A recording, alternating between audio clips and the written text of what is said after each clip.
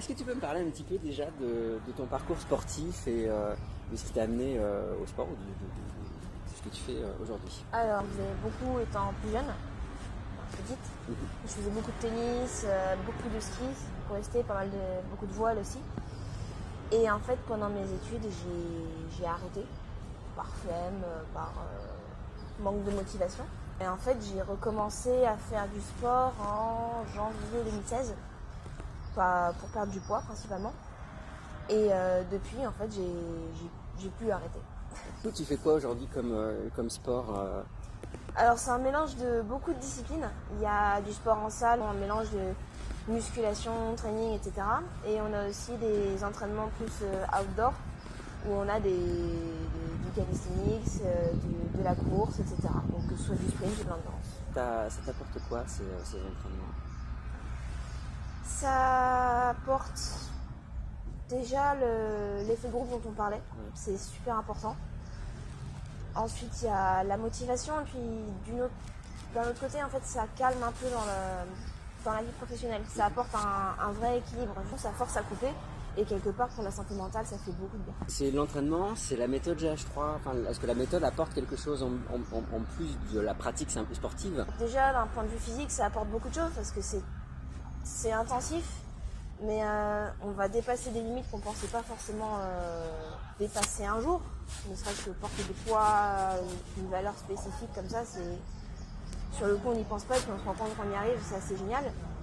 Et il y a tout l'esprit de je fais ça pour moi, mais je fais ça aussi avec les autres, je ne suis pas tout seul, et je travaille et je progresse, et c'est forcément du positif. Ça a des incidences sur ta vie, sur ton regard sur toi, sur ta façon de te percevoir? Il y a une part d'ego qui va être que maintenant je sais que je suis capable de faire ça.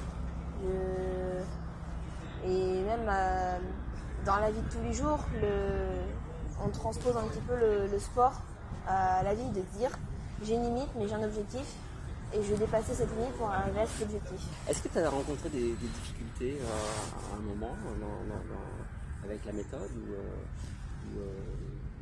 lors des entraînements? La difficulté, c'est de voir ses limites et d'arriver à pousser suffisamment pour passer la limite. Parce qu'on va avoir cette espèce de barrière psychologique qui va être non, je peux pas sauter aussi haut, ou alors je peux pas sauter aussi loin, ou alors j'ai peur, tout simplement. Moi, ça m'arrive encore d'avoir peur, j'ai la peur d'avoir la tête en bas. Et ben justement, la méthode va faire on va dépasser cette limite. Et maintenant, c'est des nages à l'envers, c'est les monkey bars à traverser, les abdos renversés, etc.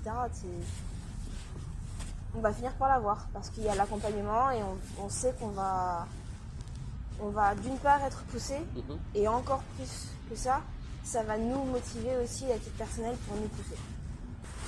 Il y a une émulation de groupe qui fait ça, et c'est les deux plus grosses motivations. C'est le fait de s'améliorer, de progresser, de franchir, de dépasser ses limites, et en même temps d'être capable de partager ça avec des gens qui vont comprendre et qui vont savoir ce que tu as traversé pour en arriver là. Ça c'est beau, c'est magique. Ouais. Si tu devais donner un conseil aux personnes qui nous écoutent sur finalement aller suivre la méthode GH3 ou essayer, tu leur dirais quoi? De commencer, tout simplement. J'ai commencé, j'avais 10 kilos de plus. Tout le monde commence quelque part, quelles que soient ses difficultés, quelles que soient ses peurs. Il n'y a qu'à voir dans le groupe, il y en a qui ne savent pas nager. Il y en a qui étaient incapables de courir. Comme disait le coach, il y a 6 mois, j'étais incapable de faire un tour de terrain sans être essoufflé. Voilà, on s'en fiche. De toute façon, on est là pour s'aider, et le plus difficile, c'est de commencer. Et une fois qu'on a commencé, on finit par aimer, et quand on aime, on lâche plus. Merci beaucoup. De rien.